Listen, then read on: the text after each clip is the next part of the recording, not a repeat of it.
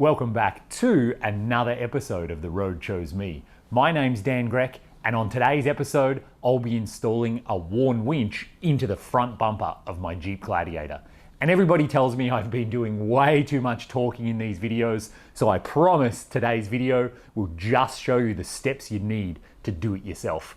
And one of the great things about the Rubicon, whether it's the Wrangler or the Gladiator, the steel bumper is winch ready. So it's designed to fit a winch already from factory. I just need to get a winch mounting plate, which I got from Warn, and I've got a Warn Zeon winch as well. Then I'm gonna go straight into that cradle. So if you're interested to see how that looks and what it's all about, stick around, we'll get into it right now.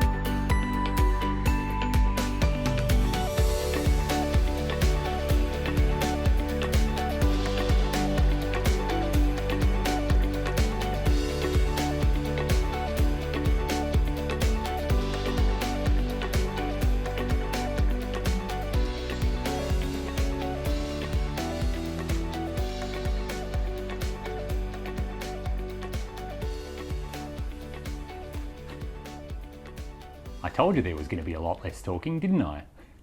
So the install of the winch plate has gone really well. As you've seen, it's just a matter of following the instructions. And the next step in the instructions says, install your winch onto the winch plate.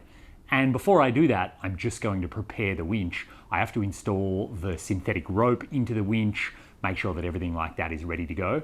So no more delay, let's get on to that.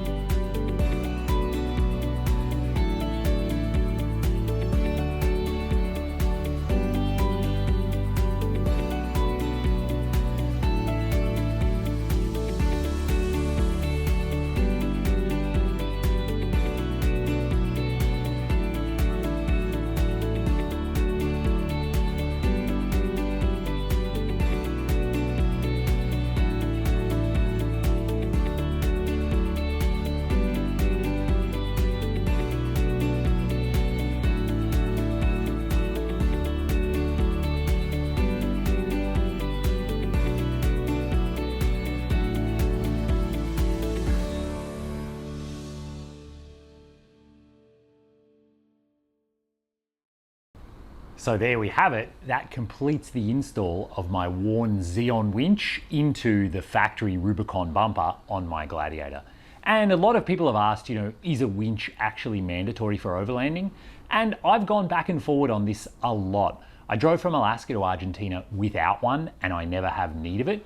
But I have to say, as my experience has grown and as my desire to get remote has grown, I do get to more wild and wild places. And so in West Africa, I did use my winch quite a few times to pull out other people. Obviously, when I rolled over in Uganda, I don't even know what would have happened if I didn't have a winch. Then in Kenya, I got in a really slick situation. And actually even in BC, back in Canada, my own stupidity got me into a situation where I needed the winch to get out.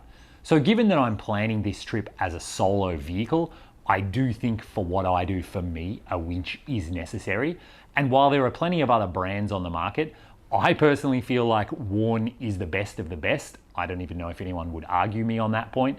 And when it comes to equipment that you're going to rely on when you really need it to work, it's the kind of equipment that I'm not going to skimp on, and I'm going to go for the best. That's why I've gone for the Warn winch. And obviously here, this is the factory bumper. And in North America, you guys worry about hitting deer a lot. Here in Australia, it is a huge problem hitting kangaroos. Yes, I'm not exaggerating, I'm actually being serious right now. And given the amount of kilometers I plan to drive, the chances of hitting a kangaroo are quite significant. And I'm a big fan of having radiator protection, having some sort of hoop. So for the final piece of this puzzle, what I'm adding here is Warn's, they call this their small little nudge bar. And so this guy actually just picks up 6 factory bolts. I've already taken them out of the bumper, and it just sits right there on the factory bumper.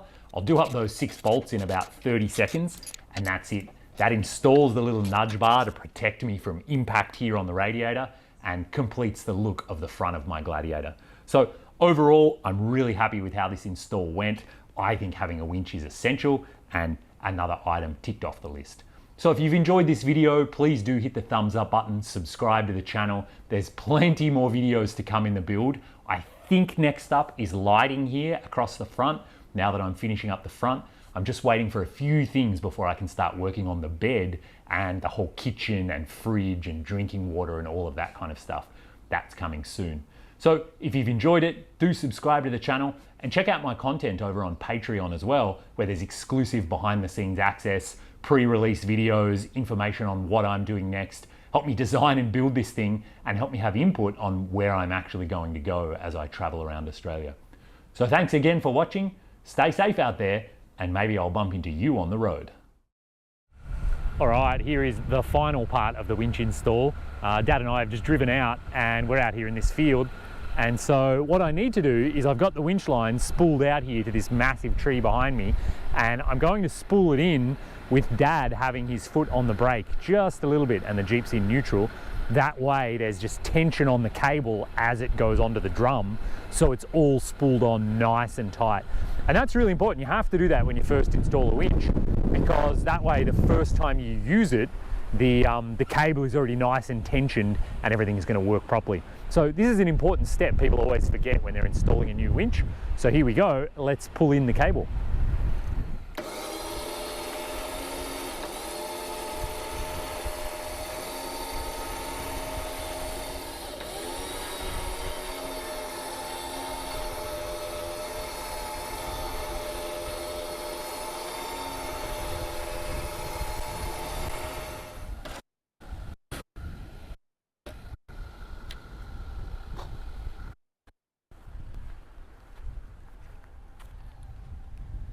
Thanks, watch out for the squidgy ground.